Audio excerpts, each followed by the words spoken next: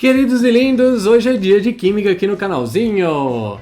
Tudo bem com vocês? Daniel aqui falando. Pois é, algumas semanas atrás eu recebi um comentário num dos vídeos passados e hoje eu resolvi gravar um vídeo especial sobre nomenclatura de hidrocarbonetos. Tá vendo como é importante, galera? Eu sempre peço para vocês deixarem seus comentários e se você deixar, vai chegar um dia que o Dani vai gravar um vídeo especial sobre o conteúdo que você pediu. Combinado?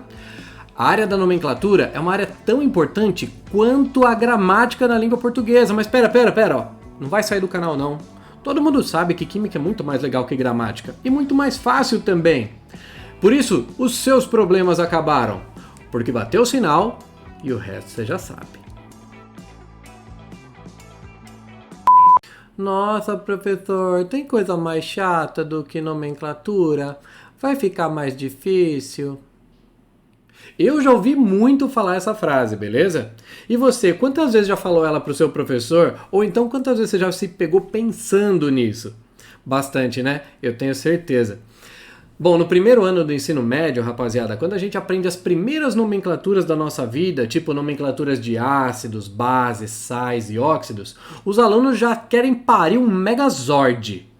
Aí vem o segundo ano do ensino médio, uma tal de química orgânica, e aí todo mundo começa a suar frio, com tanta nomenclatura.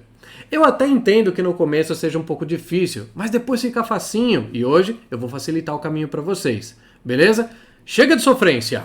Fato é, moçada, que gostando ou não, a nomenclatura é fundamental para que o mundo inteiro possa se comunicar utilizando uma linguagem comum na química.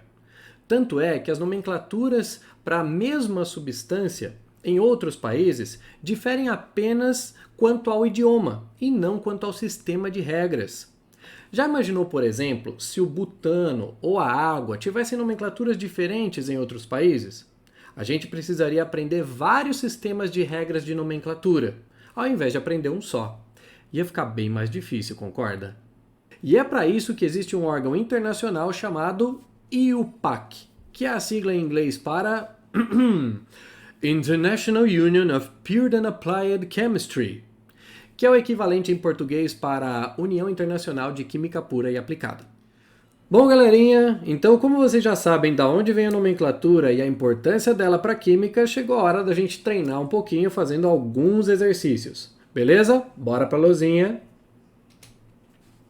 Muito bem. Antes de falar de nomenclatura em si, vocês precisam saber que existe uma tal regra de ouro da nomenclatura. Essa regra de ouro diz o seguinte: uma substância pode ter várias nomenclaturas diferentes, mas uma nomenclatura deve se referir a apenas uma única substância. Se não deu para entender, eu vou te explicar com um exemplo. Presta bem atenção.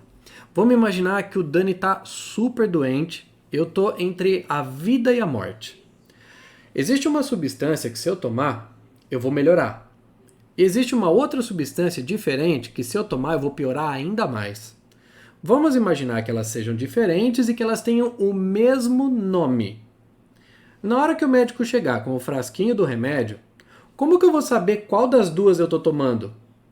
Se eu vou tomar a que me ajuda ou a que prejudica a minha saúde? Já que elas têm o mesmo nome, não dá para saber. Mas como elas são substâncias diferentes, elas obrigatoriamente têm que ter nomenclaturas diferentes. Aí sim eu conseguiria optar por aquela que me faz bem. Beleza?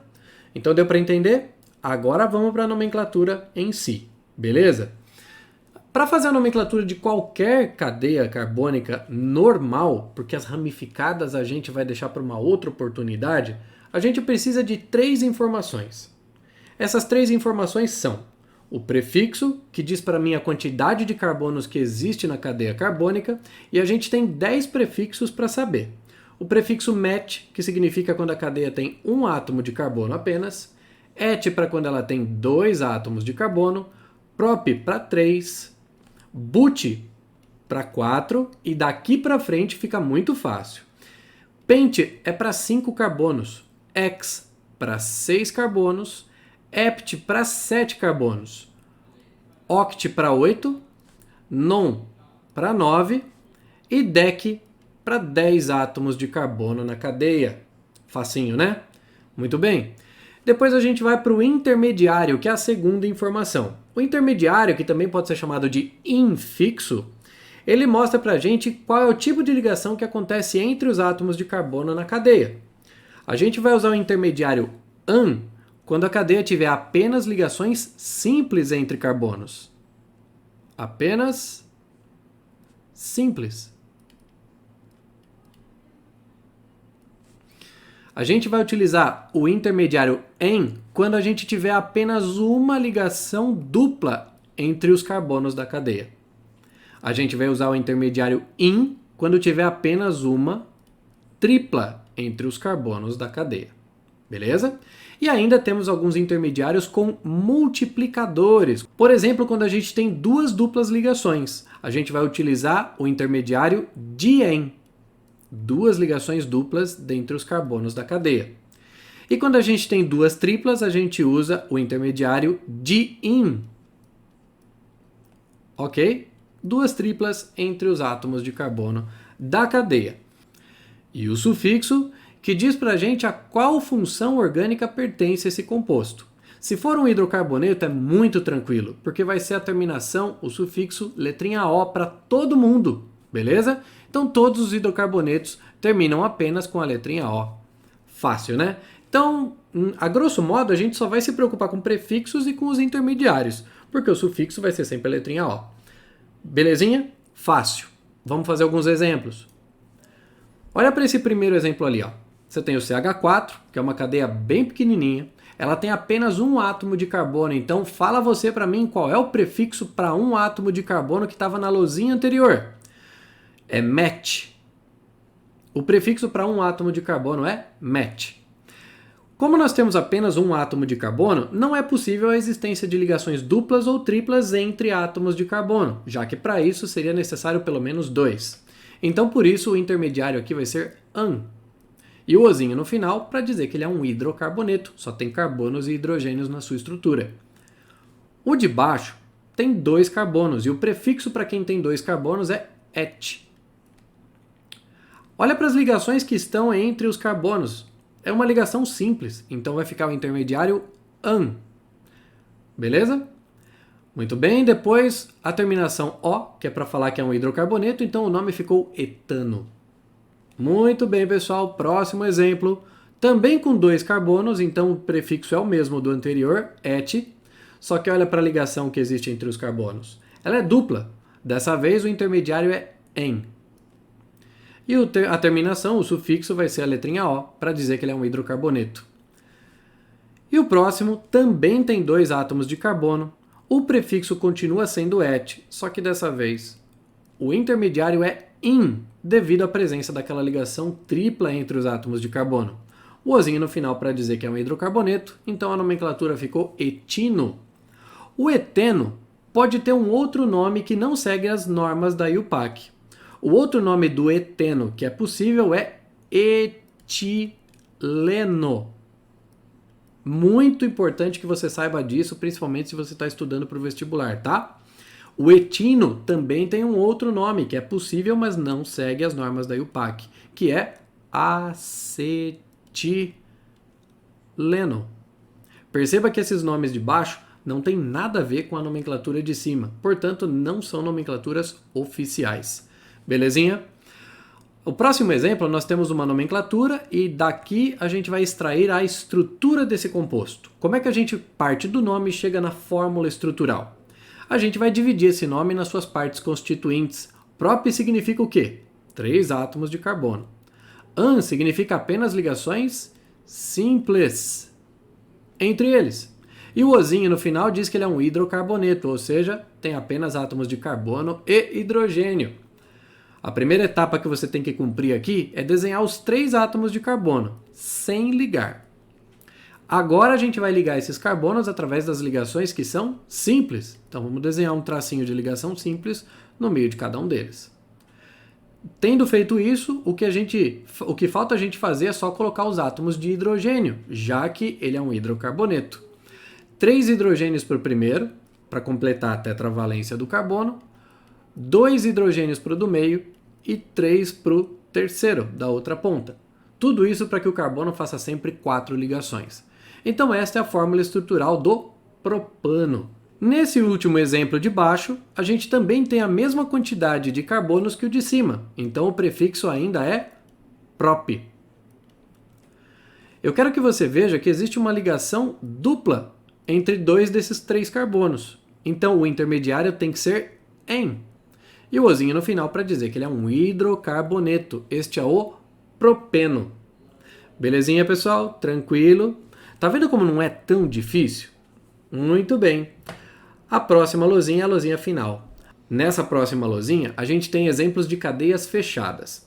Quando as cadeias forem fechadas, o começo da nomenclatura tem que ser ciclo, para mostrar que os átomos de carbono estão se fechando, ok? Essa primeira tem 3 átomos de carbono, então a gente começa com ciclo e depois coloca o prefixo prop. As ligações entre esses 3 carbonos são ligações simples, então fica o intermediário an e o ozinho no final para dizer que é um hidrocarboneto. Este primeiro, então, é o ciclopropano. O próximo, como ele tem também cadeia fechada, mas dessa vez com 4 átomos de carbono, fica ciclobutano.